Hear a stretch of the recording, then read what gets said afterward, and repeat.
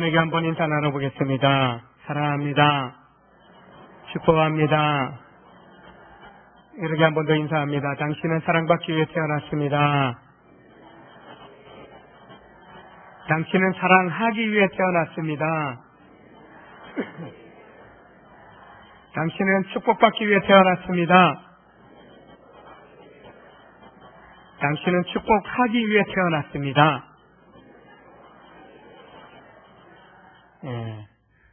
사랑 고백하고 축복 고백하는 거 힘드십니까?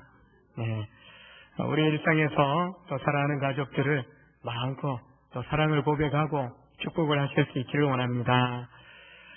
사랑은 손해보는 거, 실패하는 거 별로 안 좋아합니다. 특히 내가 실패한다, 내가 뭔가를 빼앗기고 잃어버린다, 결코 참을 수 없죠. 빼앗고, 그리고 남이 손해볼지언정 나는 손해 안 보려고 하는 그런 욕심이 우리에게 있습니다. 세상은 성공하고 승리하는 길에 서는 것이 참 잘했다라고 그렇게 인정해 줍니다.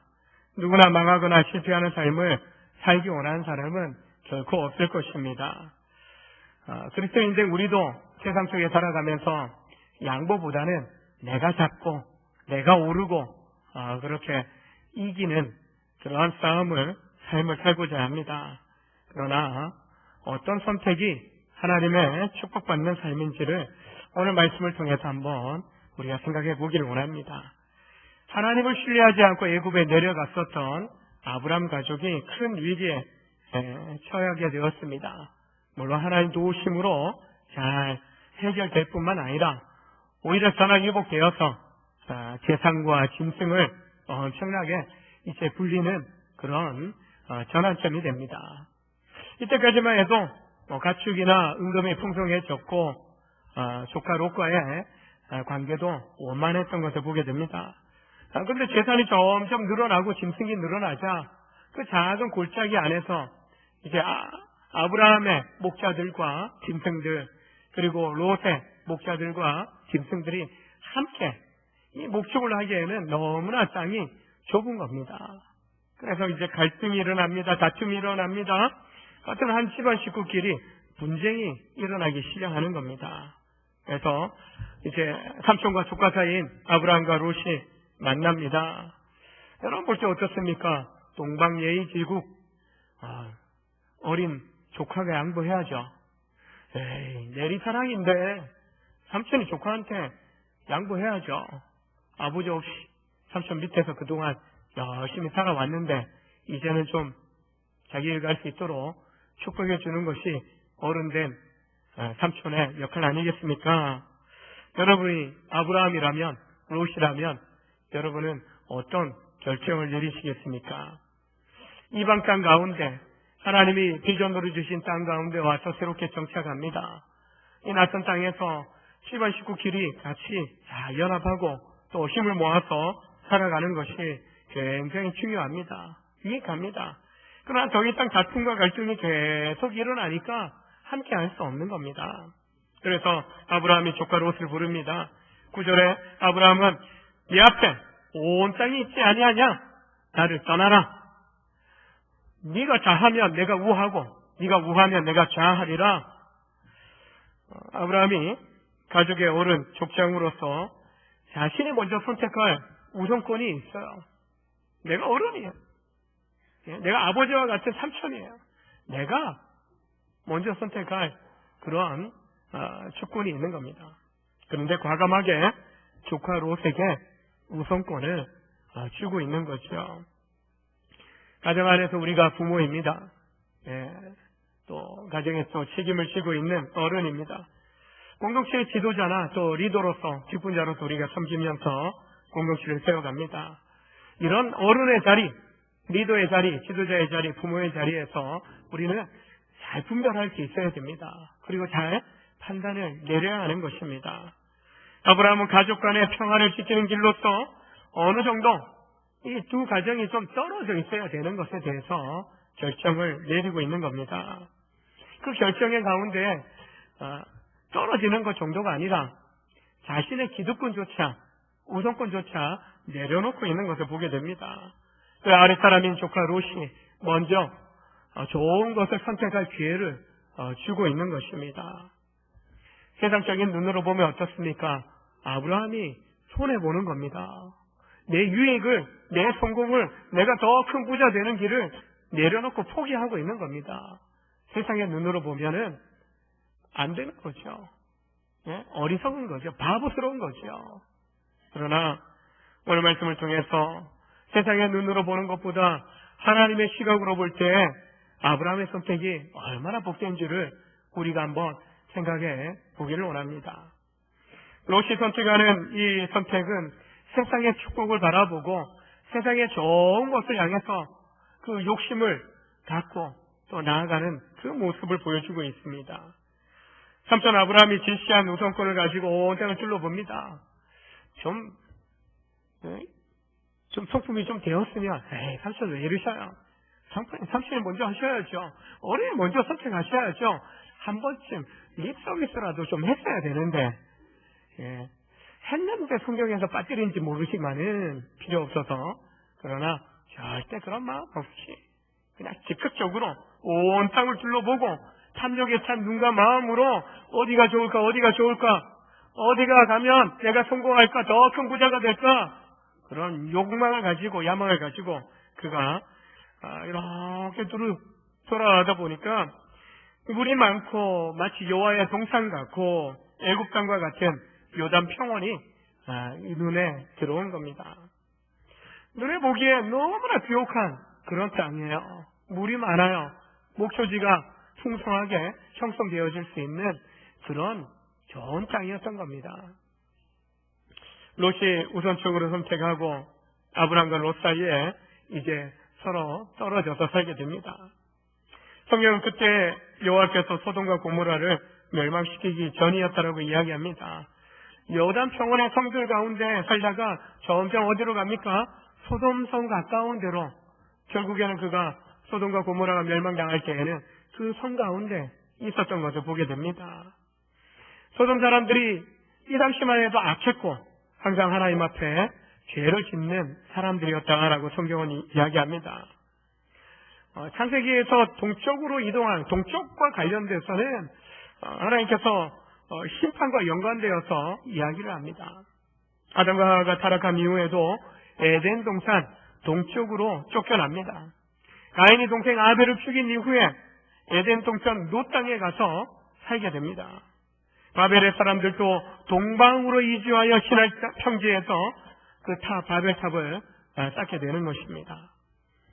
성경의 증거는요, 곧 롯이 선택한 그 동편으로서의 그 길이 어리석은 죄악의 길로 가는 선택이었음을 이야기하고 있는 것입니다. 자기 눈에 보기에는 풍요롭고 또한 너무나 성공적인 그런 미래가 보장된 그런 환경입니다. 그러나 그 땅의 사람들이 얼마나 악한지, 죄악으로 가득한 그런 곳인지를 그가 전혀 고려하지 않은 것입니다. 결국 롯이 큰 이득을 계산하고 선택했던 이 결정으로 인하여서 이후에 그는 파멸을 맞이하게 되는 것입니다. 하나님 우리에게 자유 주셔서 뭔가를 선택하는 거, 우리 자유일 수 있습니다. 그러나 성경은 하나님에게서 멀어지는 것에 대해서 우리가 주의할 것을 우리에게 말씀하고 있는 겁니다. 일부러 죄악된 삶, 죄악된 사람들이 밀집되어 있는 곳으로 들어갈 필요는 없다는 것이죠. 인생길을 선택할 때 우리 눈앞에 펼쳐진 화려함만은 너무나 풍요로운, 눈에 보기에 풍요로운 그런 어떠한 상황만을 쫓아서는 안 된다는 것입니다.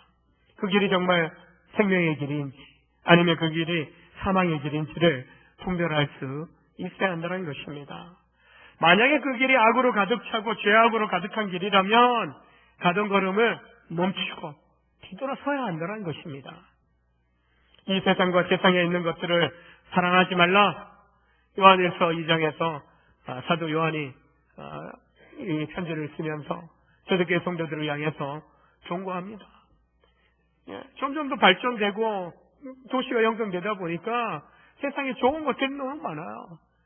우리도 세상 속에 살아가면서 세상에 보이는 것들이 얼마나 좋아 보이는 것들이 많이 있습니까? 그러나 그 세상과 세상에 있는 것들을 사랑하지 말라. 세상을 사랑하면 주님에게서 점점 더 멀어지게 있더라는 겁니다. 세상도 사랑하고 주님도 사랑하고 양다리 딱 꽂히고서는 아니요, 주님은 선택하라고 이야기합니다. 하나님과 재물 중에, 하나님과 세상 중에 어떤 길로 갈지를 선택하라고 말씀하는 겁니다. 시편 1편 1절에서 복 있는 성도들은 악인들의 꾀를 좇지 아니하고 죄인들의 길에 서지 아니하고 오만한 자들의 자리에 앉지 아니한다라고 말씀합니다. 복 있는 사람은요, 부정적으로 이런 자의 생각 그리고 삶의 자리에 따라가서는, 또한 거기에 아예 눌러 앉아서는 안 된다라고 이야기합니다. 복된 성도들은 어떤 삶을 살아가야 되는가? 이어서 말씀하기를 오직 여호와의 율법을 즐거워하여 그 율법을 주야로 묵상하는 삶을 살아야 한다라고 말씀합니다. 말씀이 육신이 되어 우리 가운데 오신 예수님이십니다. 내가 세상 끝날까지 성령으로 함께하리라 약속 주신 분이십니다. 주와 동행하는, 내 안에 역사하고 계시는 성령과 동행하는 삶을 살아가는 것이 우리에게 복이 된다라고 말씀합니다. 즉, 내 안에 이미 성령으로 함께 하시는 주님과 함께 하는 것, 그분께 딱 붙어 살아가는 것이 우리 인생의 목표가 되어야 한다는 것입니다. 세상과의 거리는 멀어지되 하나님과의 거리는 껌딱지 마냥 찰싹 달라붙어서 살아가는 것. 내 안에 말씀으로 거하시고 성령으로 거하시고 또 우리가 말씀에 순종하며 살아가면서 주님 안에 거하고 주님께 확실하게 붙들려 살아가는 것. 그것이 바로 우리에게 복이 됨을 말씀하고 있는 것입니다. 어떤 인생의 여정을 간다 할지라도 내가 가는 방향에 대해서 올바로 잘 분별하시길 바랍니다. 롯처럼 화려하고 좋네. 내 눈에, 육신의 눈에 보기 되게 좋은 대로 따라가다 보면 그곳이 멸망의 길이 되고, 그리고 그 끝에 멸망이 기다리고 있다는 것입니다. 결코 세상의 좋은 것들을 향하여 가기보다 때로는 좁고 협착한 길이라 할지라도 주님 따라갈 때 그 길이 진정한 성공의 길이요 축복의 길인 것을 믿으시길 주의 이름으로 축원합니다. 아브라함은 롯의 이 선택한 그런 떠나가는 그 모습을 보고 있습니다. 잠스럽고 비옥한 요단 평원을 선택하고 룰루랄라 하면서 조카 롯이 떠나가고 있는 것입니다. 롯의 가족들과 짐승들이 떠나가는, 먼지 일으키면서 떠나가는 그 모습 바라보며 허전해하는 그 아브라함에게 하나님이 찾아오셔서 말씀합니다. 14절 이후에 보면 내 주변을 둘러보아라. 내가 서 있는 곳에서 동서남북을 다 둘러보아라. 내 눈에 보이는 이 땅을 내가 영원히 너와 너의 자손에게 줄 것이다. 내가 내 자손을 땅에 티끌만큼 많게 해주리니 누구든지 땅에 티끌을 댈 수 있는 사람이 있다면 그 사람은 내 자손도 셀 수 있을 거다. 일어나라. 이 땅을 동서남북으로 돌아다녀 보라. 내가 너에게 이 땅을 주겠다. 놀라운 말씀을 주고 계셔요. 처음 창세기 12장에서 아브라함을 부르실 때도 어떠합니까? 고향 땅과 친척과 아버지 집을 떠나 내가 보여줄 땅으로 가라. 비전의 땅 가나안 땅으로 하나님이 인도해 주셨어요. 민족을 이루게 하겠다. 내 이름을 창대하게 하겠다. 너는 복이 될 거야. 너를 축복하는 축복하고 너를 저주하는 자를 저주하겠다. 결코 어느 누구도 너를 건들 수 없게 만들겠다. 그런데 오늘 또 조카가 보내고 난 이후에 하나님 그에게 찾아오셔서 동일한 땅과 자손에 대한 축복의 약속을 주고 계신 겁니다. 아브라함에게 약속하신 이 땅의 크기를 보면요, 네가 서 있는 곳에서 동서남북을 다 둘러봐라. 내 눈에 보이는 이 모든 땅을 영원히 너와 내 자손에게 있을 것이다. 주겠다라고 말씀합니다. 날씨 좋은 날, 낮보다는 밤이 좋은 것 같아요. 여러분, 부학스카이 팔각정에 올라가셔서 이렇게 서울시 전역을 이렇게 내려다 보면 그래도 막힌 곳이 있어도 서울시 전역을 좀 강 건너까지 좀 볼 수 있는 것 같아요.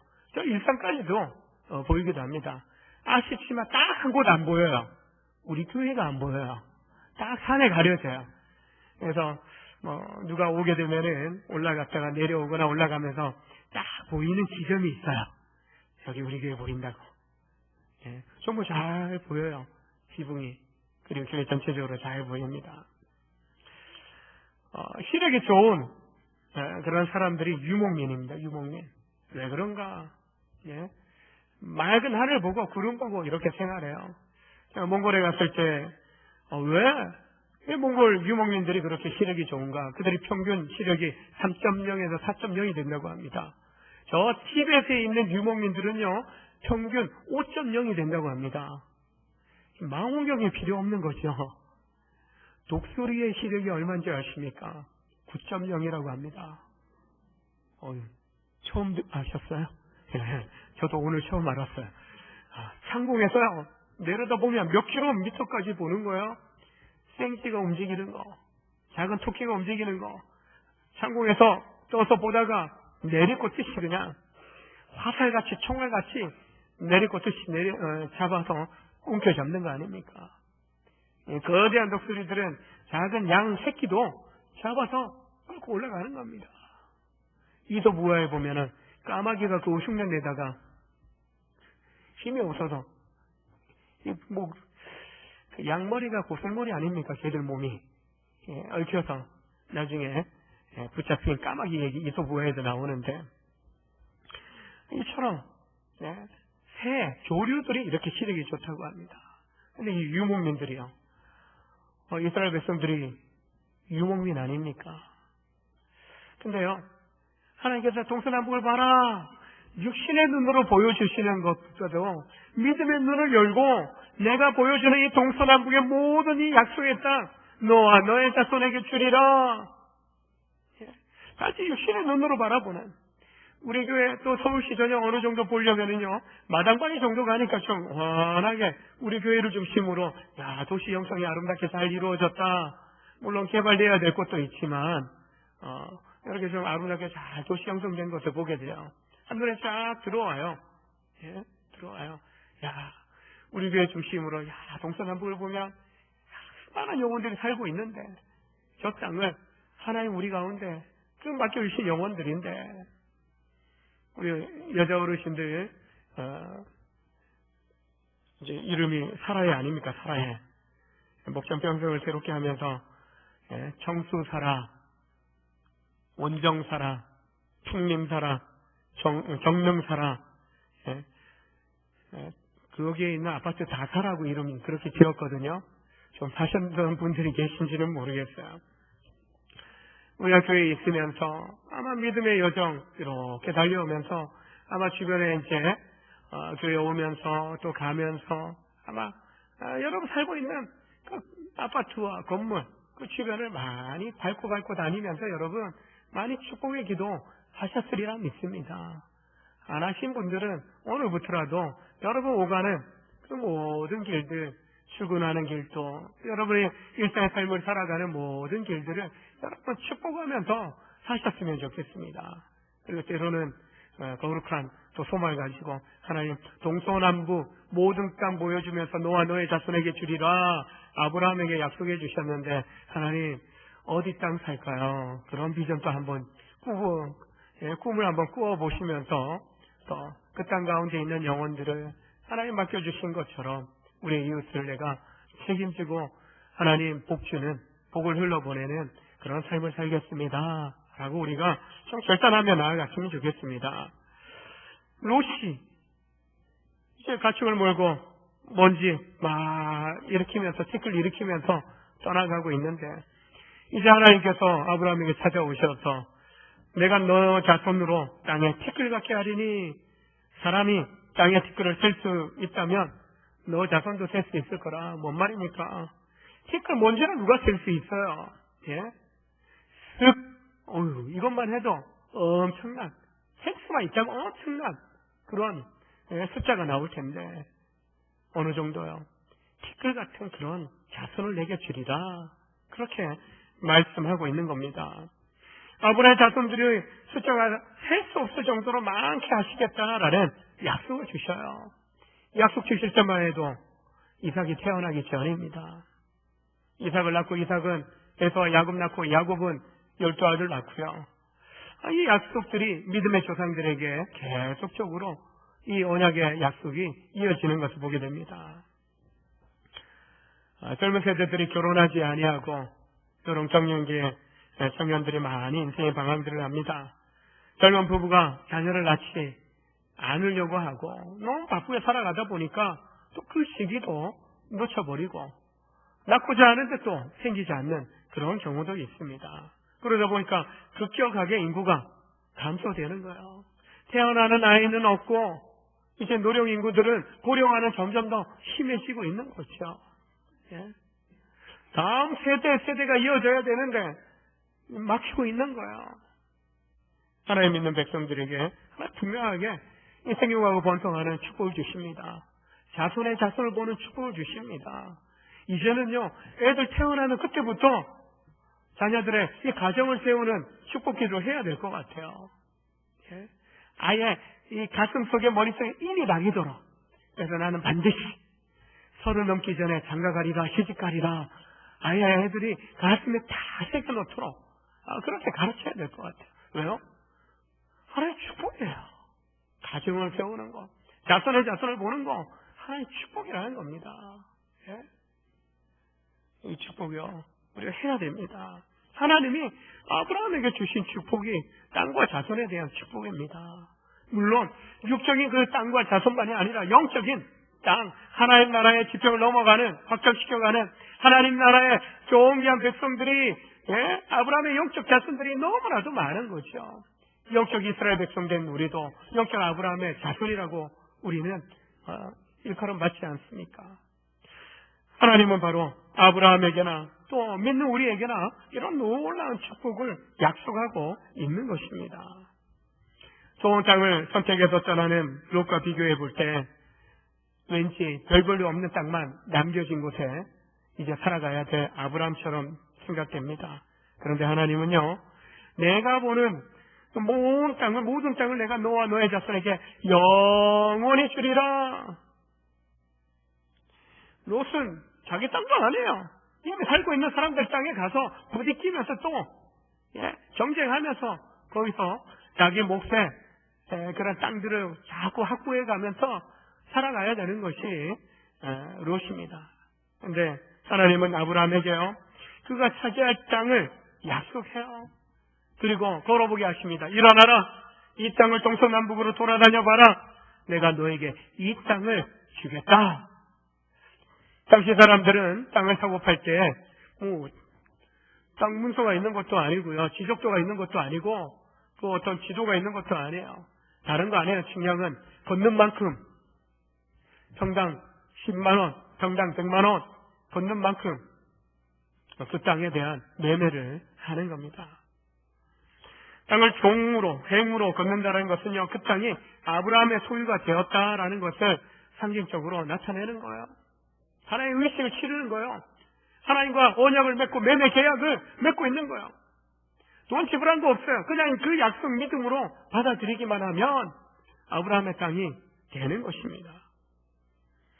반복해서 하나님의 땅과 자손에 대한 약속을 주신다는 것은요, 반드시 이 약속 이루어 주시겠다는 겁니다. 이루어집니다. 출애굽을 통하여서 가나안 정복 전쟁을 치르고 여호수아 때 그 땅들을 확보합니다.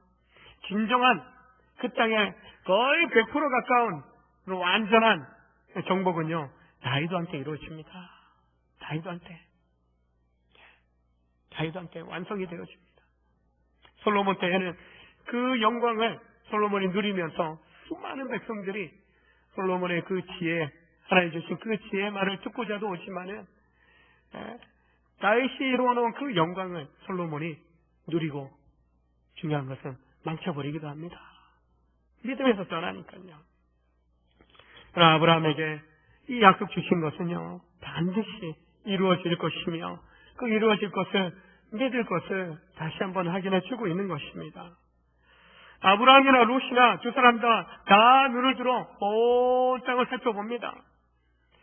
롯은 육신의 눈으로만 바라보고 세상적인 축복, 세상적인 욕망에 눈을 가시고 세상적인 어떤 부유함의 목적만을 가지고 그가 땅을 바라보았다면 하나님께서 아브라함의 눈을 여셔서 보여주는 그 땅은요, 단순히 육적인 땅만이 아니에요. 어느 한편의 구석진 땅만이 아니에요. 동서남북 온 땅, 그 땅을 너에게 뿐만 아니라 너의 자손에게 주리라. 아브라함을 통하여 그리고 그의 자손으로 오신 예수 그리스도를 통하여 하나님은 이 땅이 정말 하나님의 다스리는 하나님의 축복받는 그 땅으로 다 이루게 하시는 것을 보게 됩니다. 하나님 나라를 이루게 하시는 겁니다. 롯은 하나님에 의해 멸망당할 지역을 선택했지만 아브라함은 그가 택한 거 없지만 내어주고 다 잃어버린 듯하지만 오히려 하나님은요, 잃어버린 듯한 그에게 채워주시겠다. 이거 다 네 거야 라고 맡겨주시고 있는 겁니다.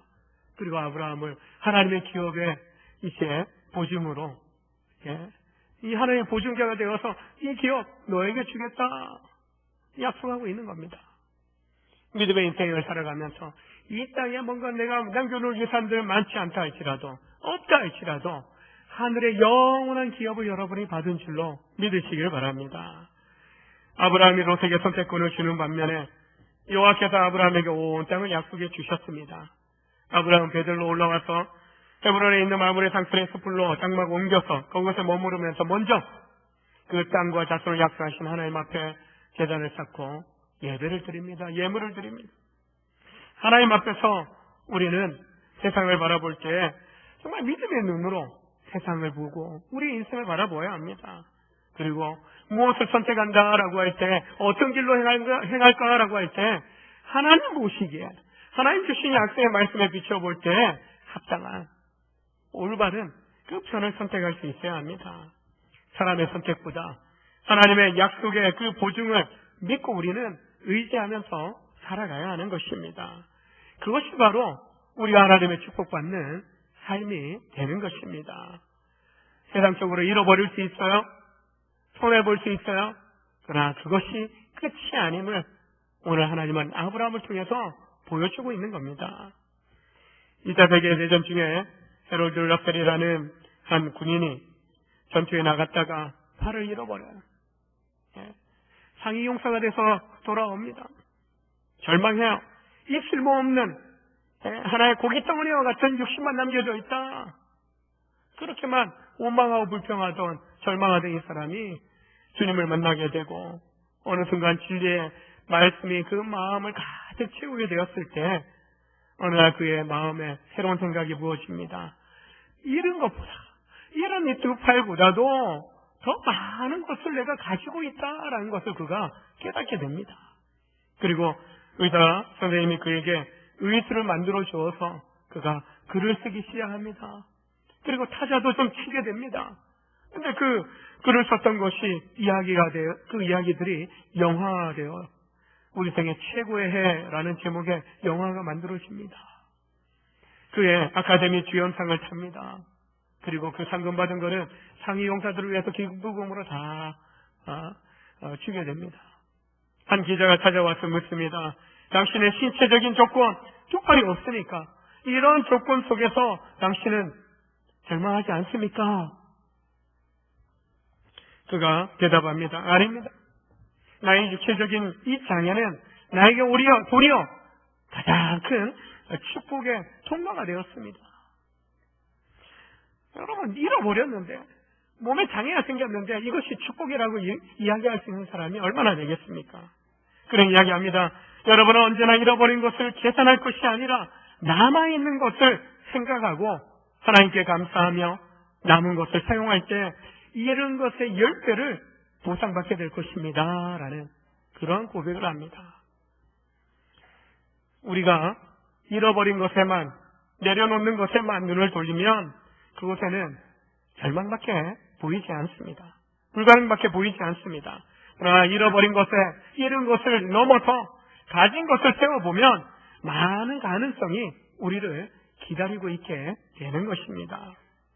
아브라함은 세상의 복을 쫓아간 롯보다도 하나님의 영원한 축복의 약속을 받았습니다. 짐 엘리엇이라는 선교사의 고백입니다.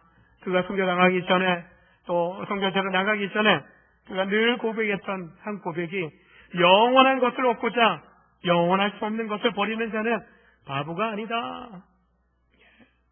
영원하지 않은 세상에 대해서 손해보고 이뤄질 것이 있다 해도 영원한 하나님 나라를 소유한다면 세상 그 무엇도 세상 그 무엇도 부럽지 않다라는 것입니다. 세상의 축복, 세상의 성공에 대해서 잃어버리고 또한 손해본다 할지라도 하나님의 영원한 축복을 바라면서 그 축복을 받는 인생을 살아가는 복된 우리 온정의 모든 성도들 되시길 주의 이름으로 축원합니다. 함께 기도하시겠습니다. 하나님, 세상에 대하여 잃어버릴